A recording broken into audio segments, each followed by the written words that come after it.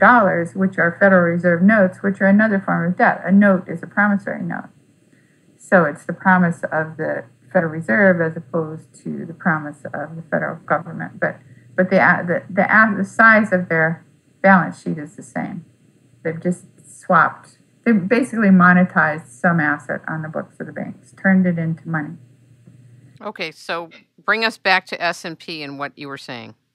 Okay, so in the ECB decided to do this quantitative easing to ease up the pressure on their banks, and that reversed this potential collapse of the market. And then it went back and forth like that, the struggle between these two powers. So I looked to see who was responsible for the downgrade, and it was the CEO in charge of S&P had, interestingly, been to the Bilderberger meetings, and so had the man who was responsible for the collapse on Thursday. I don't know if I'm in the stock market, and I lost more money that day than I've ever lost in stocks, and it had to do with the ECB well, there was a plan to save the European banks that were in so much trouble by relieving them of the mark-to-market rule with respect to sovereign debt. And that plan was thwarted by this other man who had also been to the Bilderberger. He was also a Bilderberger attendee. So then I looked to see what the plan of the ECB, of the Bilderbergers was, what the agenda of the Bilderbergers was. And you can get that from Daniel Eschelin, who manages to I don't know how he gets the information, but he always seems to know what they've done at their meetings. The Bilderbergers are a group of globalists. They're private, big-moneyed, the various big-moneyed interest bankers and politicians, and supposedly it's just a social group and nobody's allowed to know what's actually happened there, but big important people all go there, and they seem to direct what policies are made after that. So anyway, the agenda of the Bilderbergers goes back to, in the 1950s, there was a man called George Ball who was I think he was Assistant Secretary of State. George Ball said that their goal was the world company. So they're aiming for global ownership, not necessarily global government so much as they want to own everything.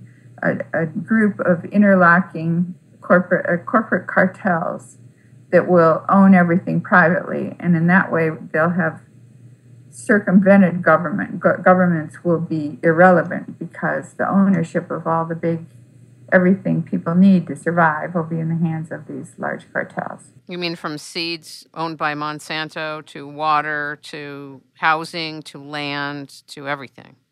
Right.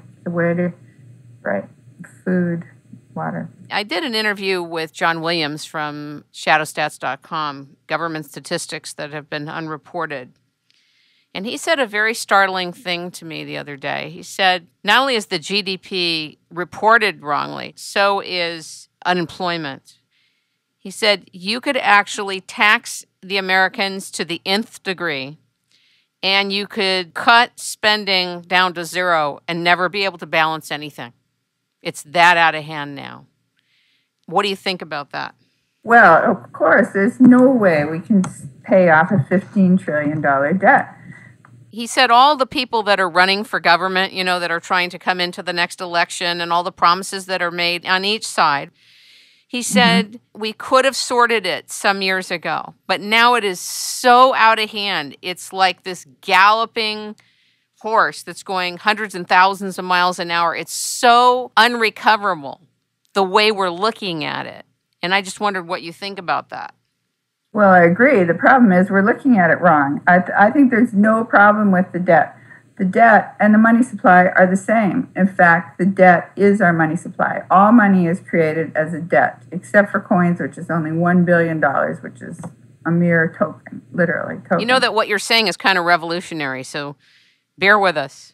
So we have a $15 trillion debt. We have a $15 trillion money supply. They're the same thing. The government's debt is the people's money. In other words, what the government debt is, let's go back to the Pennsylvania model, where they actually literally issued money to pay for goods and services. So let's say you had your soldiers, you paid them for their services, and these are just little receipts acknowledging, we the community acknowledge that you have done whatever, $1,000 worth of service to the community, and therefore here are your $1,000 worth of receipts. Go out and spend them in the community.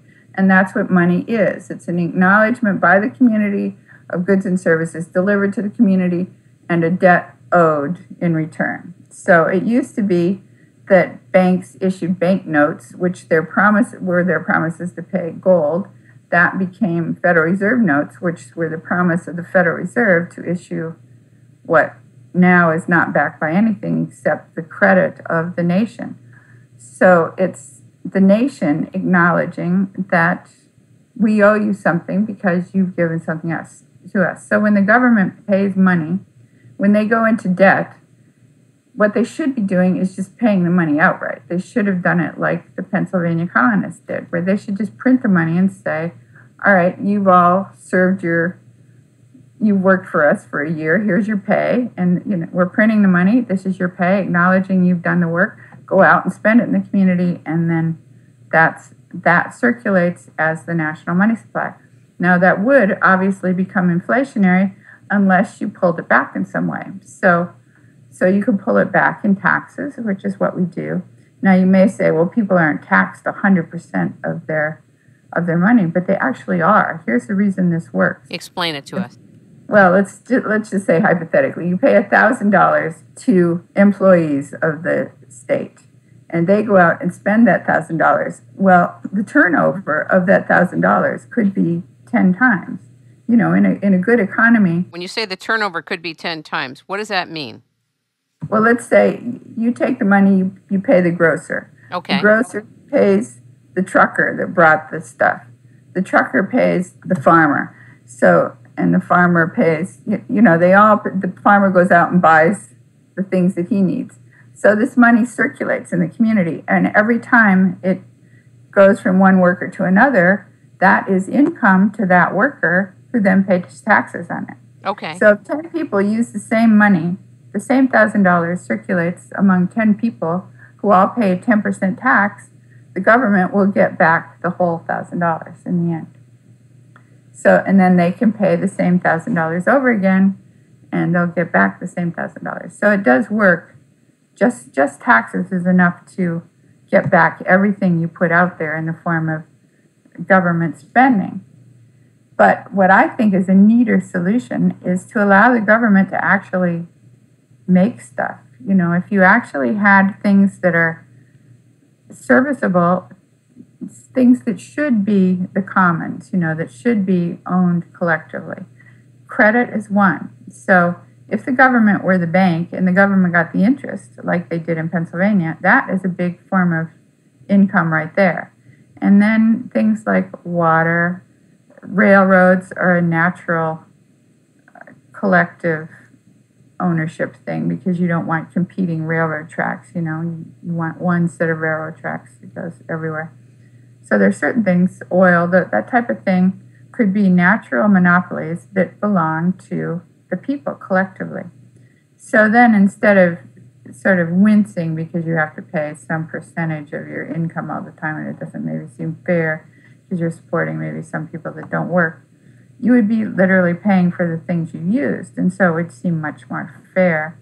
Or you could do both. You could have less taxes and also let the government make some money. We have the military right now, which is the biggest business in the country and in the world. Yeah, it's sheer socialism. I mean, it's our biggest socialist engine. The government is paying the people, paying for their health care, paying for their retirement. The reason we can't wind down the military is it's this big business that keeps a lot of people employed. I guess this was the area where Peter Schiff went crazy in the interview with you. I can't even say it was an interview because he didn't let you speak. But he went crazy because by doing